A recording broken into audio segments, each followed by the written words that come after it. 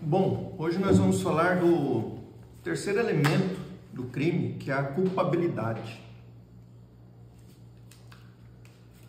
Vou fazer uma introduçãozinha sobre a culpabilidade. Existem duas teorias dos elementos do crime, a teoria bipartida e a teoria tripartida. A teoria bipartida, fato típico, ilícito, a culpabilidade não integra o crime, mas funciona como pressuposto para a aplicação da pena. E a teoria tripartida, o fato típico, ilícito, praticado por um agente culpável, sendo a culpabilidade o elemento do crime. Na teoria bipartida, a culpabilidade não é um substrato do crime, não é elemento do crime, apenas o fato típico e o antijurídico. A culpabilidade, na teoria bipartida, funciona como pressuposto para a prática do crime, para a aplicação da pena. Na teoria tripartida, a culpabilidade já é um elemento constitutivo do crime.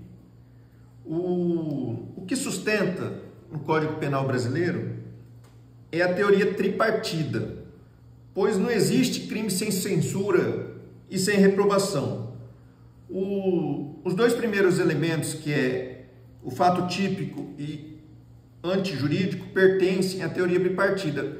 Já a teoria tripartida já coloca a culpabilidade como um elemento do crime.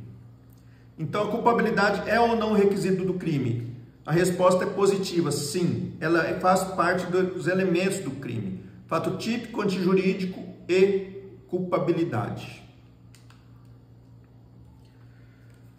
A culpabilidade é o juízo de censura, de reprovabilidade, que incide sobre a formação e manifestação da vontade do agente, com o propósito de aferir a necessidade de imposição de pena para o sujeito que cometeu um fato típico, ilícito e agora culpável. Conclui-se se o sujeito envolvido na prática de uma infração penal deve ou não suportar uma pena.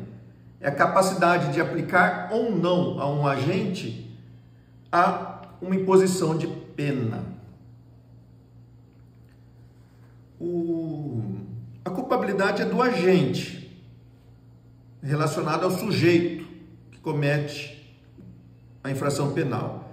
Já o fato típico, que é a ilicitude ou antijuridicidade, é relacionado ao fato. Aqui eu tenho uma manifestação de vontade do agente e uma conduta do agente. Na culpabilidade, preciso saber se essa conduta pode ser censurada e aplicada a uma pena a ele. Temos que verificar se o agente pode ou não receber uma pena. Nós vamos analisar mais para frente que os elementos da culpabilidade no direito penal é a imputabilidade, o que são os maiores de 18 anos e os mentalmente sadios, a potencial consciência da ilicitude e a exigibilidade de conduta diversa, que veremos mais à frente.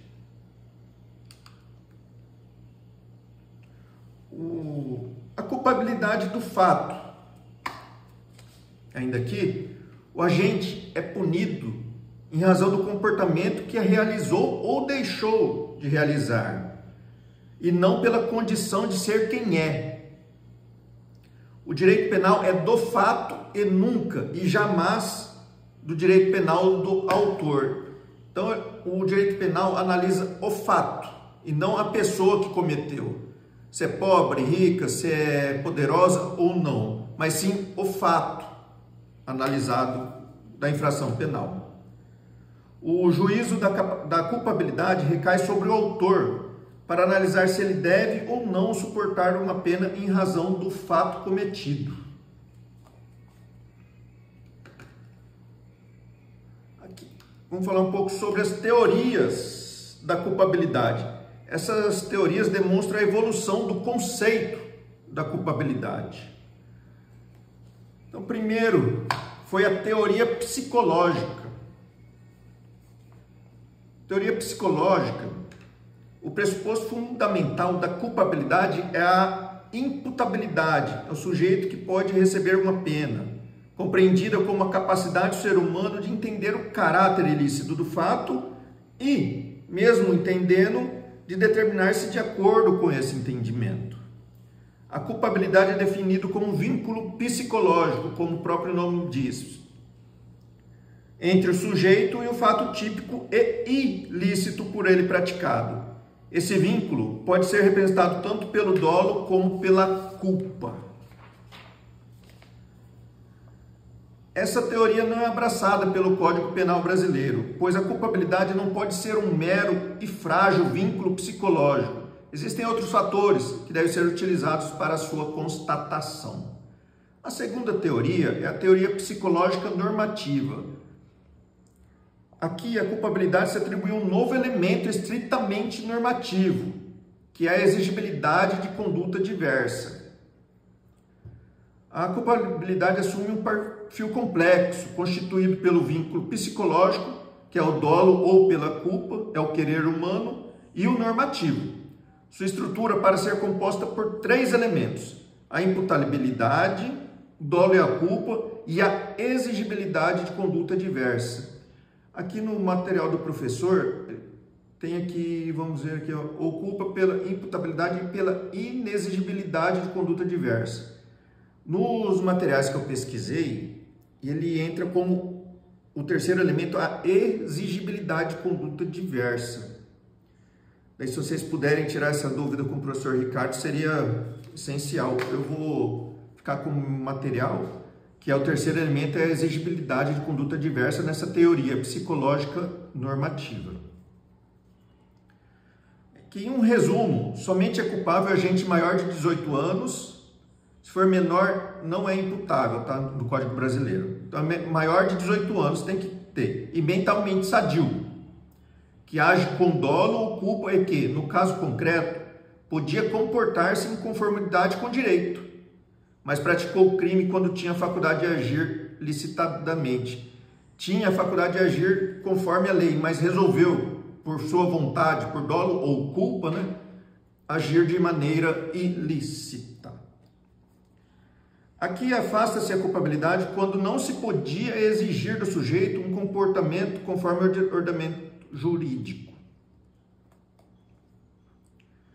A imputabilidade deixa de ser um pressuposto da culpabilidade para funcionar como seu elemento nessa teoria psicológica normativa.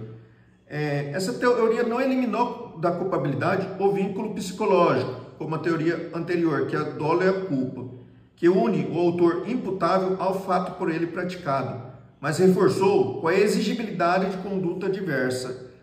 Aqui o agente ele poderia agir de outra maneira conforme a lei, mas por dolo ou culpa resolve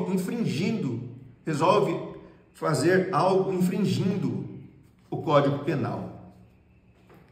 A teoria normativa pura, que está em destaque amarelo, ela é aceita pelo Código Penal brasileiro.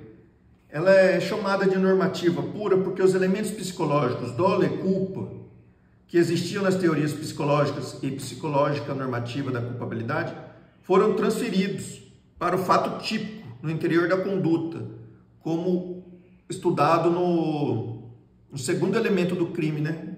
Fato típico, no primeiro elemento do crime, que é o fato típico, e dentro do fato típico tem a conduta do agente.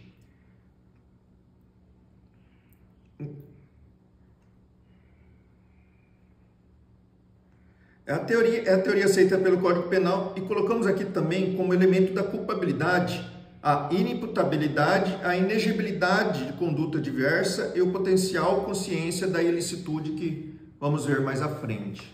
Então ela é adotada pelo Código Penal brasileiro.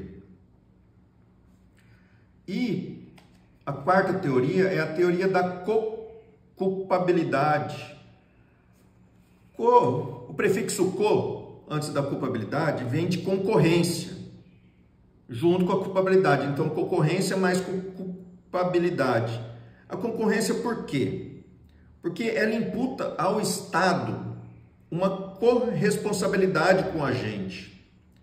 devido a desigualdades sociais entre as pessoas no território nacional.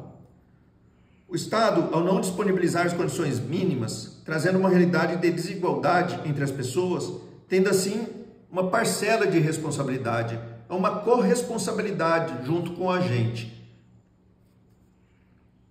Falou em responsabilidade social do Estado, encaixaria nessa teoria da co-culpabilidade. Que dirimentes, que nada mais é que a excludentes de culpabilidade. Tendo algum desses excludentes de culpabilidade, o agente não será punido.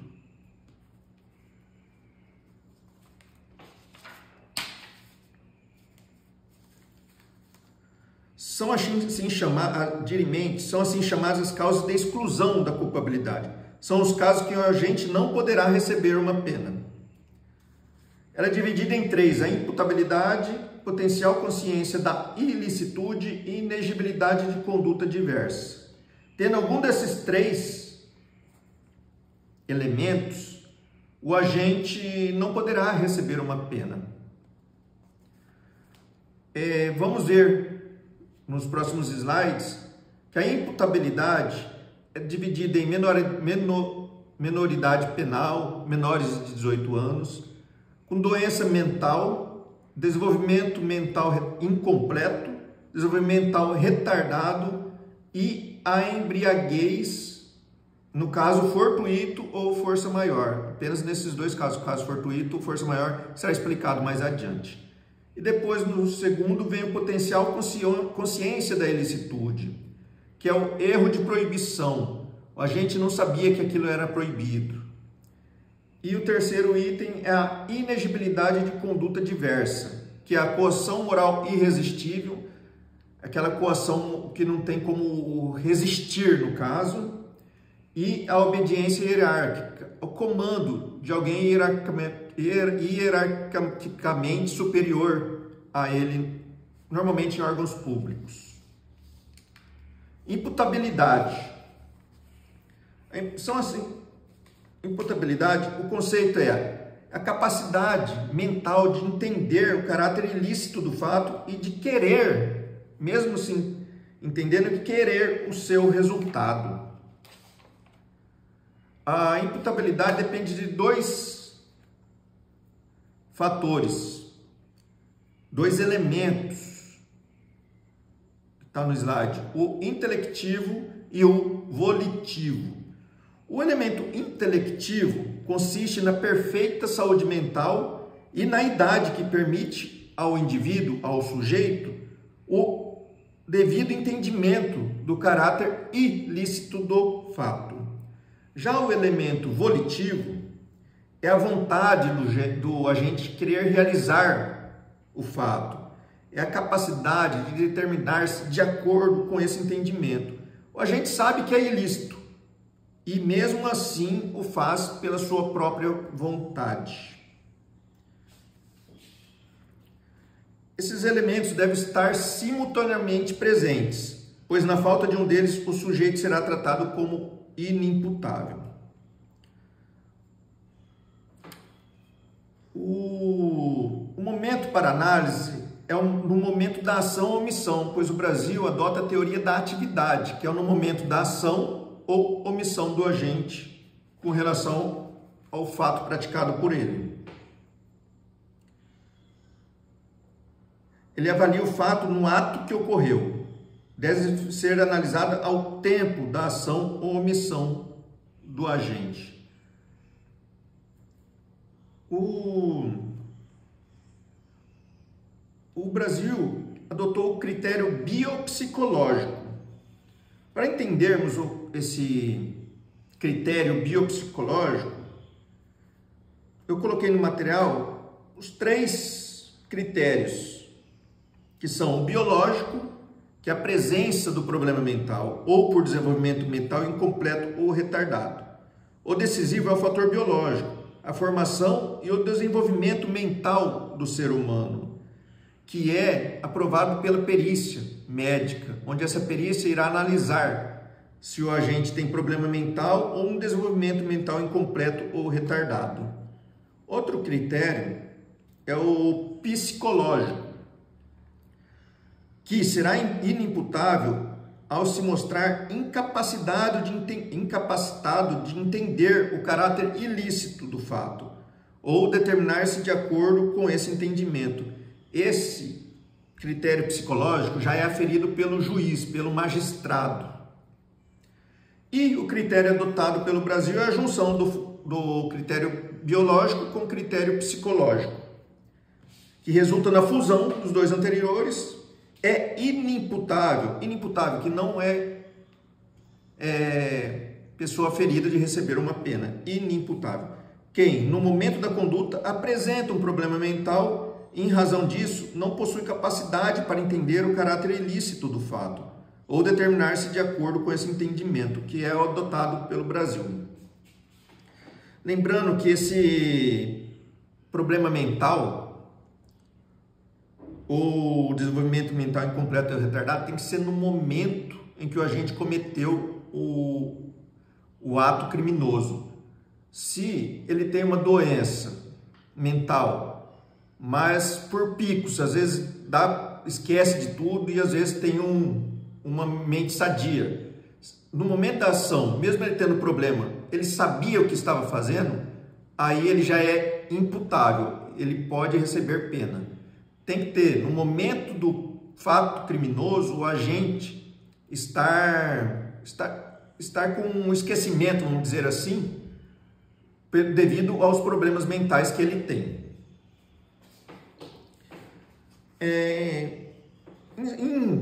Em resumo, a presunção de imputabilidade é relativa, iuris tantum, né?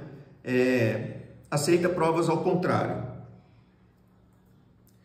Após 18 anos, todos são imputáveis, salvo prova pericial em sentido contrário, revelando a presença de causa mental deficiente, bem como o reconhecimento de que, por tal motivo, o agente não tinha, ao tempo da conduta, capacidade para entender o caráter ilícito do fato ou determinar-se de acordo com esse entendimento.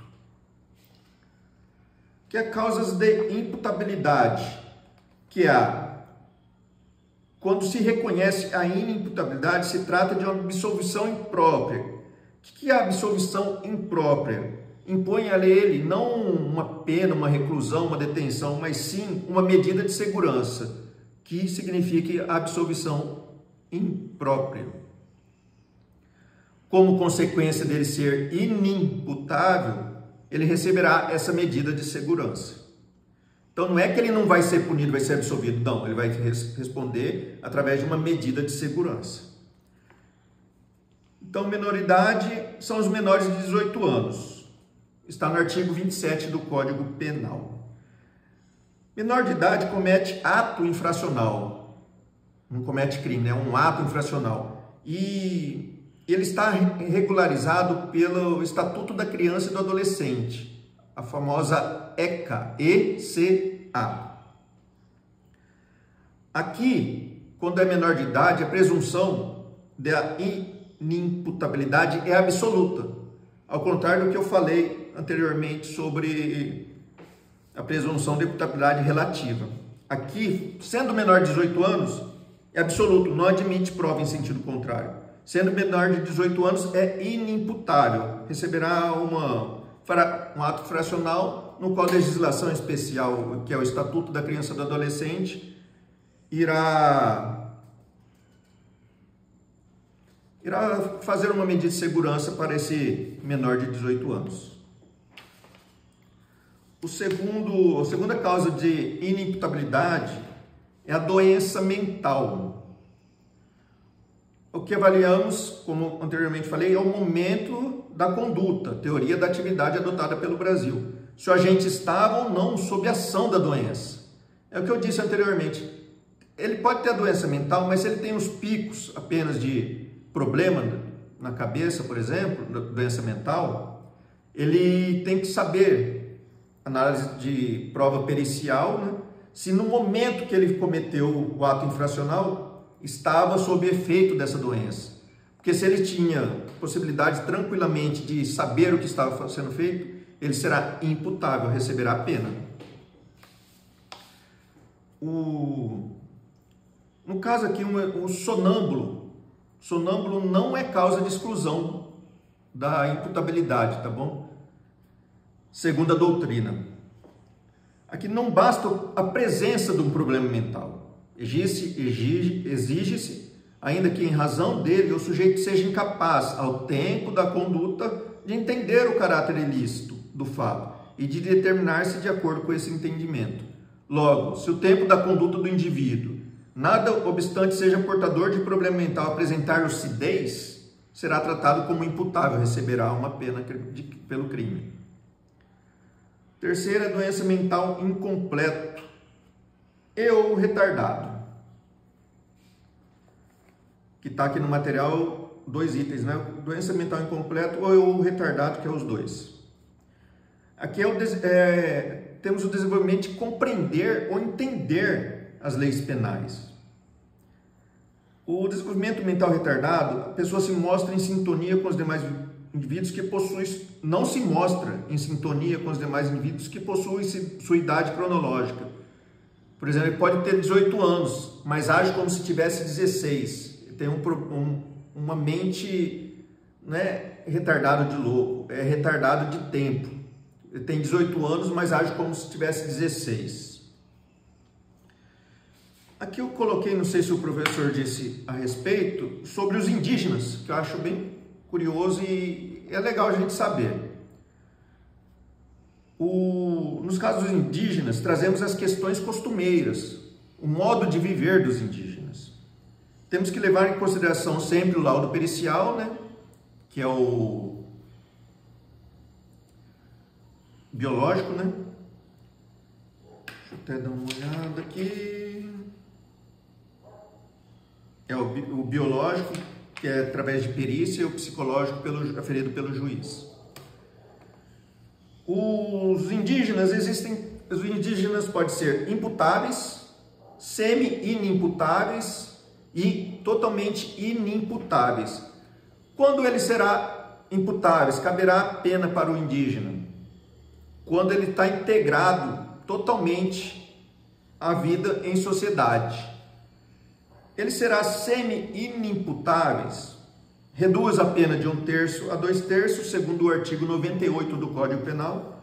No caso desse indígena estar dividido entre o convívio na tribo e na sociedade, ele fica um pouco na tribo e um pouco na sociedade.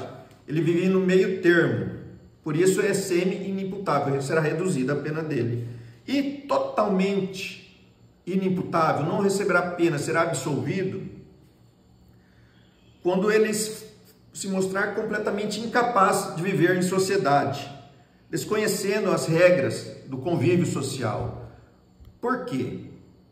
Tem que levar em consideração as questões costumeiras. Às vezes, o ato praticado dentro da tribo pode ser aceita entre os indígenas, mas o mesmo ato que ele faz costumeiramente na tribo, fizer no meio da civilização, da sociedade em si, nem da sociedade, foi por civilização, da civilização, se ele praticar o mesmo ato que ele fizesse na tribo, será crime. Então, levando em consideração isso, ele é inimputável, não receberá pena, será absolvido. Aqui outra embriaguez, embriaguez completa, fortuita ou acidental. Aqui eu coloquei embriaguez acidental, fortuita ou força maior. Esse embriaguez, no caso fortuita, ocorre quando a gente desconhece que tal substância que ele está ingerindo vai causar alucinações ou embriaguez. Ele desconhece que aquele líquido, por exemplo, uma água oferecida pode ser remédio, né, que deixa alucinado. Ele desconhece, é um caso fortuito. E por força maior, a obrigação de a pessoa de beber contra a sua vontade. Alguém exige, faz com que a pessoa beba sem ela querer. Então, fortuito ele desconhece que aquela substância vai causar embriaguez. E força maior, por uma força maior, alguém o exige beber. No artigo 28 do Código Penal, temos a embriaguez total no primeiro, parágrafo e a parcial no segundo. Essa embriaguez completa e parcial, mais à frente eu vou mostrar mais ou menos os estágios da embriaguez, que é a fase do macaco, a fase do leão e a fase do porco. É bem interessante isso aí para conhecimento e também vai para analisar alguns critérios da culpabilidade. Que os efeitos da imputabilidade. Os menores de 18 anos sujeitam-se à legislação especial, que é o Estatuto da Criança e do Adolescente, e receberão medidas de segurança. Os demais são processados e julgados como qualquer outra pessoa, porém, ao final deve ser absolvido, aplicando medida de segurança, que é a absolvição imprópria. A semi-imputabilidade. É a diminuição da capacidade de entendimento e autodeterminação do agente, que tem nas hipóteses o desenvolvimento mental incompleto, retardado e a perturbação da saúde mental.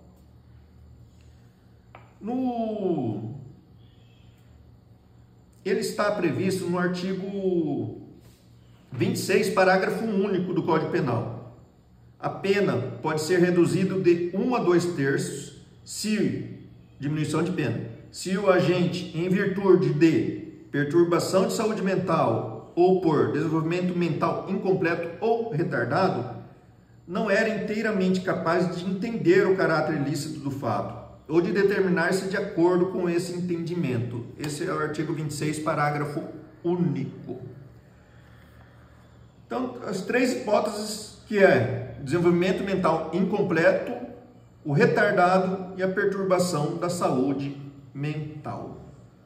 O sistema adotado é o biopsicológico, que é a junção do biológico e o psicológico. O biológico é a causa, consistente em perturbação da saúde mental ou desenvolvimento mental incompleto ou retardado do agente, que é analisado através de perícia.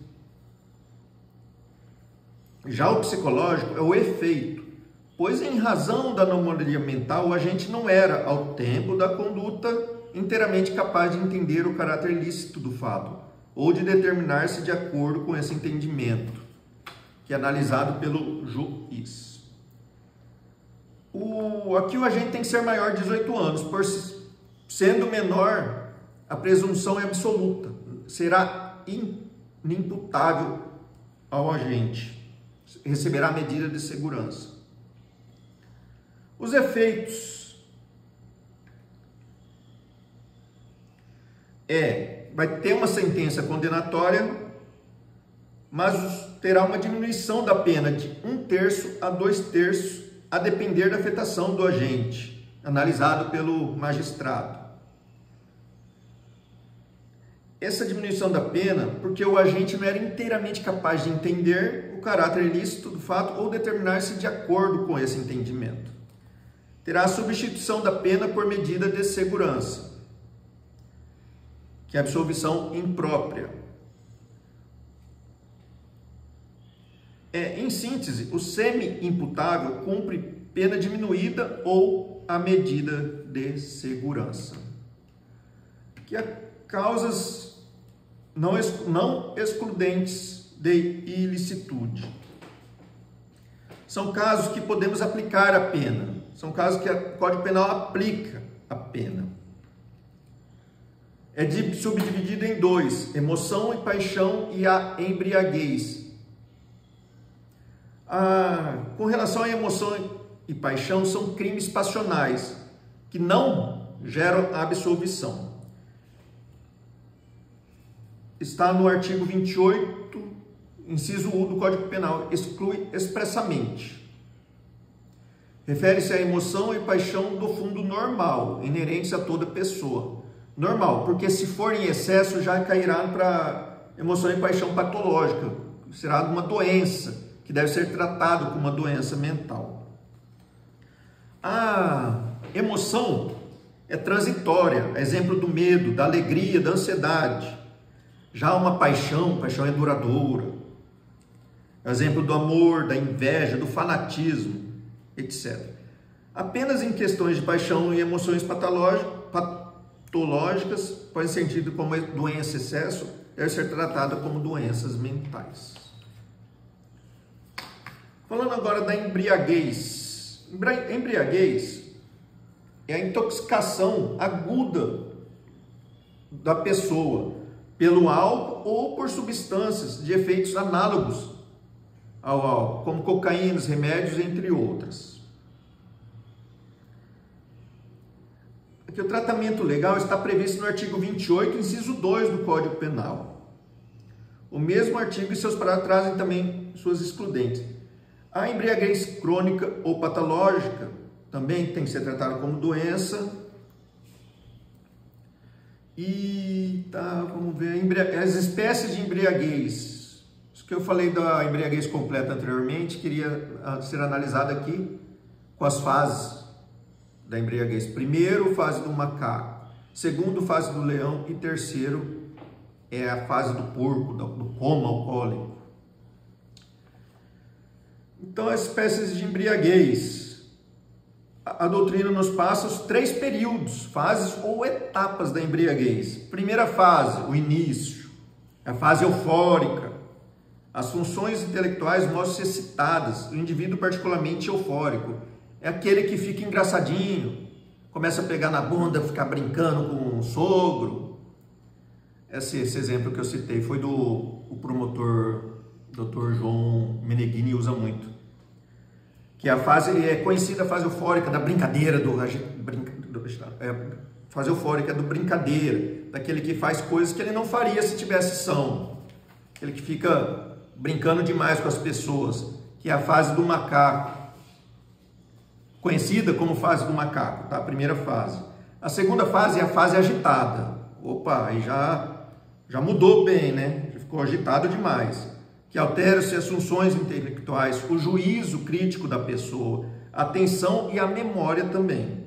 O sujeito fica, além de agitado, fica agressivo. Razão pelo qual é chamada de fase do leão. Bebe, já quer brigar com todo mundo, fica agressivo. Aqui acontece muito em agressões e até em delitos sexuais nessa fase agitada, conhecida como fase do leão, do bravo, que a bebida já deu uma transformada bem legal na cabeça da pessoa.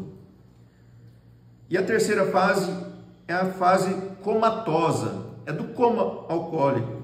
Inicialmente há sono e o coma se instala progressivamente. Daí se chamada de fase do macaco.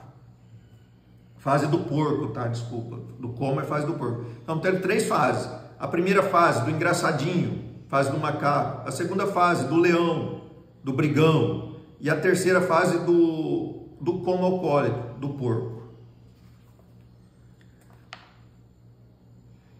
E sendo assim, as espécies de embriaguez são divididas de acordo com essas fases. Entre as fases eufórica, macaco, agitada, leão e terceira fase comatosa, do coma, da fase do porco.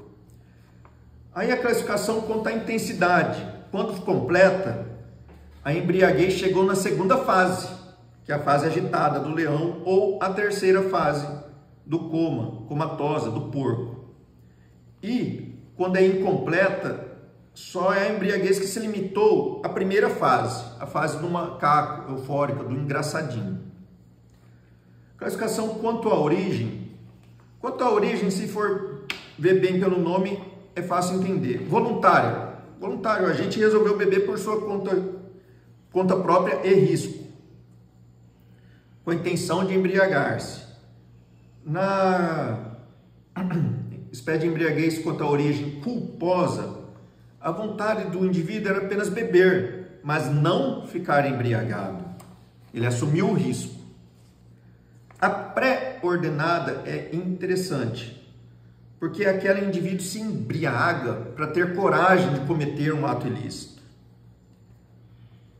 E a embriaguez fortuita ou acidental é aquela embriaguez resultante de caso fortuito ou força maior. Caso fortuito, a pessoa não sabia que aquela substância iria embriagá-la, e força maior, alguém o obriga a tomar algo alcoólico. Aqui, no finalzinho do slide do professor Ricardo, fala da teoria, deixa eu ler, teoria da actio libera in causa. Traduzindo, é ação livre na causa. Ela teve origem na Itália. Essa teoria é para evitar a justificativa de se absolver o agente. É aquele que fala, eu cometi crime, mas estava bêbado, não sabia o que estava fazendo. Ele queria ser absolvido.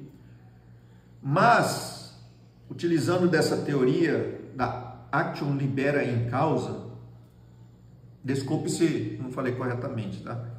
O agente, por vontade própria, começa a beber. Ele resolve beber, por livre vontade dele. E embriagou-se, cometendo tal crime. Então, no momento que ele, vamos dizer assim, assumiu o risco de embriagar-se, então não será absolvido. Então, utilizada essa teoria da actio libera in causa. O agente espontaneamente decidiu consumir bebida alcoólica ou de efeito análogo. Imputa-se essa teoria para justificar a punição do sujeito. Não importa se no momento ele não lembra se cometeu o crime, mas ele resolveu beber, entendeu? Aí então justifica a punição do sujeito, que ao tempo da conduta encontrava-se em estado de inconsciência. Potencial consciência da ilicitude.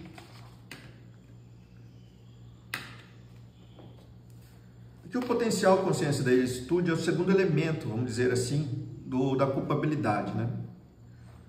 Primeiro vemos a imputabilidade, agora a potencial consciência da ilicitude. Ele é o segundo elemento da culpabilidade e, para ser analisado, o agente deve ser imputável. Sendo mais específico, na culpabilidade deve seguir os 3 elementos que fazem parte dela, seguindo a ordem: a imputabilidade no agente, ele ter potencial consciência da ilicitude e, terceiro, que vamos ver mais à frente, inegibilidade de conduta adversa. O agente, no momento da conduta, era dotado, ao menos, da possibilidade de compreender aquele caráter ilícito do fato. É preciso analisar se o agente tinha consciência de que o fato praticado por ele era crime.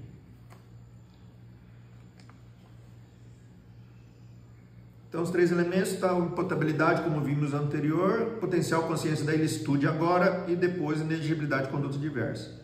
Aqui a valoração paralela na esfera do profano refere-se ao fenômeno em que indivíduos não familiarizados com os princípios das ciências jurídicas formam suas concepções sobre legalidade e ilegalidade com base em influências externas como classe social, valores morais, cultura, lazer, crenças religiosas, etc.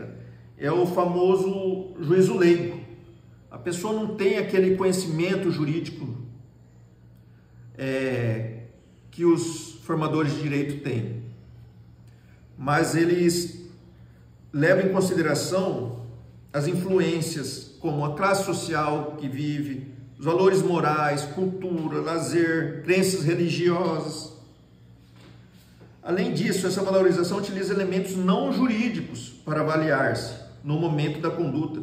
O agente tinha condições para ter conhecimento da ilicitude de sua conduta.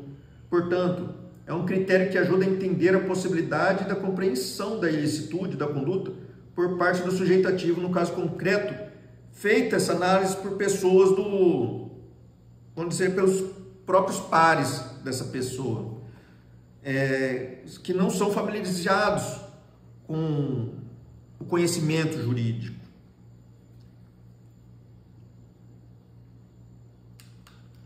Aqui a exigibilidade de conduta diversa.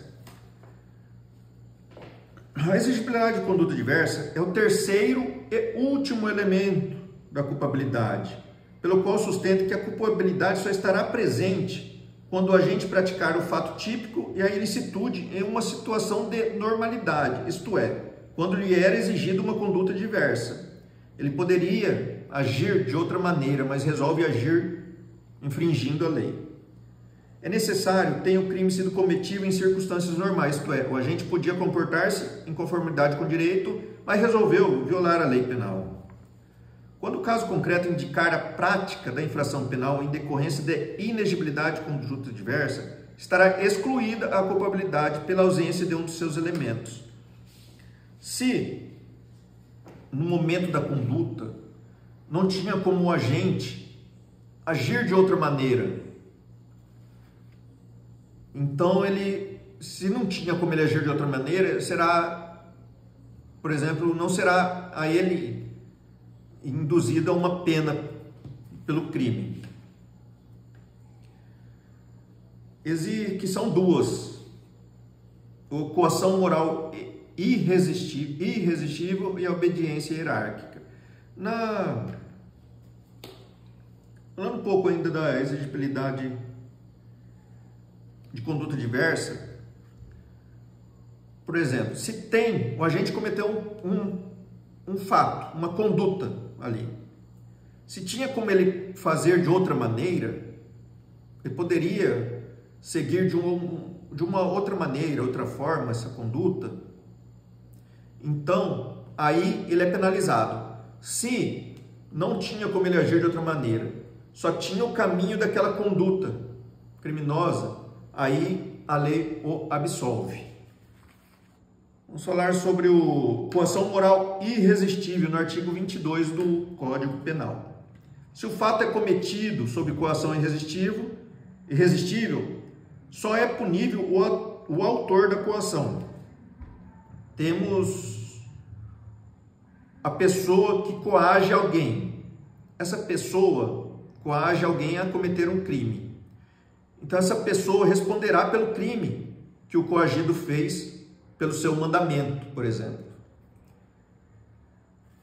Já o coagido estará isento da pena, não será responsabilizado, mas sim o coator, o cara que fez a coação. Espécies, né? Coação física, usa da física, controla fisicamente o coagido. Tenha o tato com o coagido, né? Coação física elimina-se por completo a vontade do coagido. O coagido praticamente é um fantoche do coator. E na coação moral, o coagido é intimidado moralmente, ameaças, e este, por medo, realiza a conduta criminosa. Através da ameaça do coator, o coagido realiza o ato criminoso. Aqui exclui-se a culpabilidade em face da inexigibilidade de conduta diversa, mas quem responderá será o coator. Pelo crime que o coagido cometer, o coator será responsabilizado. Como fundamento, a lei não pode impor às pessoas um ato heróico. Não pode exigir que o coagido haja de forma contrária ao que o coator queira, exigindo-se de forma heróica. Se o coagido falar assim, não, você não vou fazer isso, ele pode sofrer, além de violência, pode sofrer até a morte. Então, o coagido não precisa ser um herói, segundo a lei penal. Por isso, o Código Penal pune o coator e o coagido quando for irresistível. Se tiver jeito de resistir a essa coação moral aqui, se tiver jeito de resistir, aí será concurso de crime, concurso de pessoas para o crime, tá? Será os dois coautores, no caso. Tanto o coator e o coagido que tem uma coação moral resistível também responde. A coação moral irresistível depende de 3 requisitos. que é a ameaça do coator, que tem que ser grave, injusta e verossímil. Verossímil, que é a possibilidade real de acontecer essa ameaça e de grande proporção. Cadê requisitos? Inevitabilidade do perigo por outro modo. Não há outro modo de agir senão de acordo com o que o coautor quer. O caráter irresistível da ameaça, como eu tinha falado antes, se for resistível, será punido. Agora, se eu tiver o caráter irresistível, aí não. O conteúdo da coação não tem possibilidade de resistência. E eu coloquei no material também a presença de pelo menos 3 pessoas envolvidas, né, que é o coautor, o coagido e a vítima. Como efeito, né, exclui a culpabilidade do coagido, mas será punido o coautor. Agora, com relação à obediência hierárquica. A obediência hierárquica, o que significa, que entende por obediência hierárquica? Obedecer a um superior. Essa ordem do superior precisa ser não manifestamente ilegal. Tem que estar na cara. Precisa ser não manifestamente ilegal. Se essa ordem estiver na cara que é ilegal e o agente fazer, ele responderá. Então, no caso, o subalterno que recebe uma ordem não manifestamente legal, ele pensa ser legal, no caso aqui, ele não tem aquela compreensão necessária para saber se essa ordem é ilegal. Então ele assim o faz, pensando estar seguindo as leis, entendeu? Então, está no artigo 22 também, né? Se o fato é cometido em estrita obediência à ordem, não manifestamente ilegal desse superior hierárquico, só é punível o autor da ordem. Como efeito, também, como lá na coação moral irresistível, o coator é punido, o coagido não. Aqui também, o subalterno que respeitou as ordens, que ele pensava ser legal, não responderá, mas sim o que deu a ordem para ele. Em regra, ela fundamenta-se em 2 pilares, que é a impossibilidade de conhecer a ilegalidade da ordem e a inexigibilidade de conduta diversa. Depende da verificação dos seguintes requisitos. Esses requisitos são cumulativos, tem que estar todos presentes, que é a ordem não manifestamente ilegal. É uma ordem ilegal com aparência de legalidade.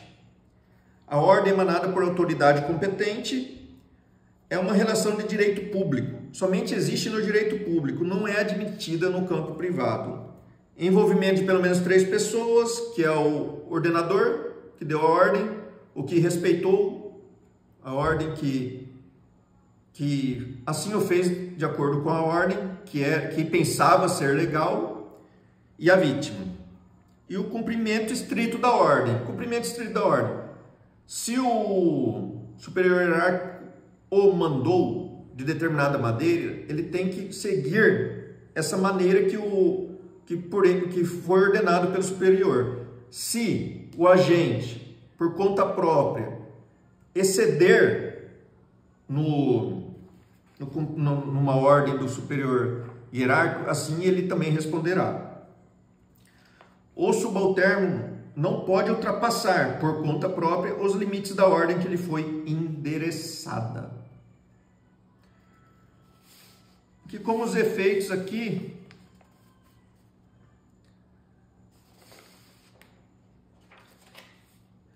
quando a ordem for legal, exclusão da ilicitude em razão do estrito cumprimento do dever legal. A ordem é legal, cumpra-se, sem nenhum problema. Quando for não manifestamente ilegal e o subalterno desconhecia, exclui-se a culpabilidade em razão da inexigibilidade de conduta diversa, mas pune-se o mandante da ordem, tá? E por terceiro, manifestamente ilegal. Manifestamente ilegal. O subalterno sabe que a ordem é ilegal. Ele responde pelo crime praticado, juntamente, claro, com o mandante, com o superior hierárquico. Aqui no material aqui não tem, mas existem as causas supralegais. O que são as causas supralegais? Elas não estão previstas expressamente na lei, mas que têm o poder de excluir a ilicitude ou a culpabilidade de uma conduta criminosa. Um exemplo que me marcou bem para quem serviu o quartel, sabe que não pode abandonar o posto de vigia. Mas se caso a pessoa está no posto de vigia e aparece ali uns sintomas de diarreia, e com isso ela tem que ir ao banheiro e abandona o posto. Daí, se ela provar depois que aconteceu isso, é uma excludente de culpabilidade ou de ilicitude, tá? É um caso supralegais. Outro ponto, estará isento da pena aquele que, por motivo de consciência ou crença, praticar algum fato previsto como crime, desde que não viole direitos fundamentais individuais. Ele comete algum crime de acordo com as suas crenças e sua consciência. Dependendo do crime, também ele será absolvido. Que desobediência civil é uma forma de protesto político feito pacificamente e que se opõe a alguma ordem que possui um comportamento de injustiça ou contra um governo, que seja, e que cometa dano não relevante, tá? Também será absolvido. Em resumo, os elementos da culpabilidade foram ditos aqui: a imputabilidade, potencial consciência da ilicitude e exigibilidade de conduta diversa. Então, por hoje é isso mesmo e obrigado.